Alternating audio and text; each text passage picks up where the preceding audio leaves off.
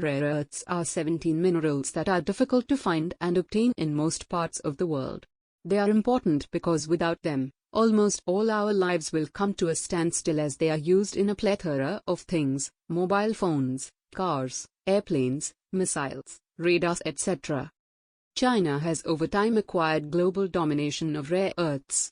At one point, China produced 90% of the rare earths the world needs. Today, however, it has come down to 60%. The remaining is produced by other countries, including the Quad.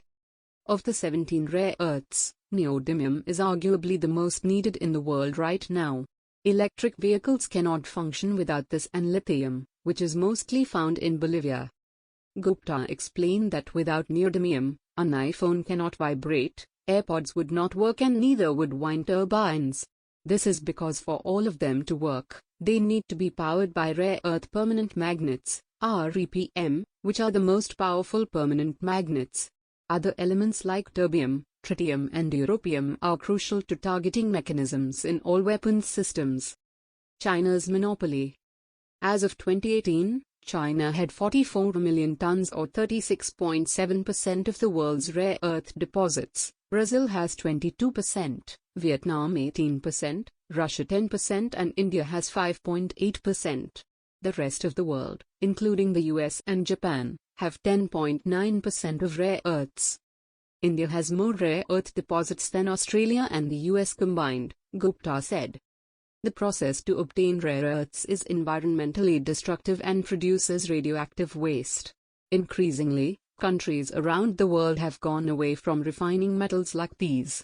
China has lax environmental laws and has endless expanses of deserts and areas where nobody lives. So deliberately, China has made its environmental laws such that it could pollute as no one else could, and other countries who mine these minerals could send it to China to process, Gupta said. China leveraged its lax environmental laws by way of an indirect ecological subsidy in the rare metal industry. However, the turning point came in 2010 when the world realized that China had a crippling monopoly where it could punish any country by controlling the supply of the rare earth metals. That year, China stopped its supply of rare earths to Japan after a Chinese fishing boat was arrested near the disputed Senkaku Islands. To fulfill Japan's needs, two Japanese companies, Sojitz and Jogmec, invested $250 million in an Australian mining corporation called Lynas. Now, one-third of Japan's needs are fulfilled by these companies, reducing dependence on China. However, China imposed restrictions on exports of rare metals that same year, pushing the price of these metals up 9 times. This is how much China controls these materials, explained Gupta. Strategic asset and liability. While Japan managed to cut down its dependence on Chinese rare earths to 60% from 91.3%, the US relies on China for 80% of its rare earth needs. One has to see their natural wealth as a strategic asset or the lack of it as a strategic liability.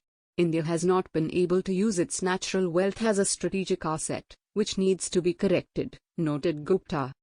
Despite more ore than the US, India only mined 3,000 tons of rare earths in 2020 while the Western nation mined 38,000 tons. The Indian Ocean region, including India's coastline, is rich in mineral sands.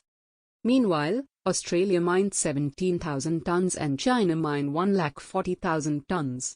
The same year, the US had 16% of the production of the world's rare earths, Australia had 7% while India was at 1%.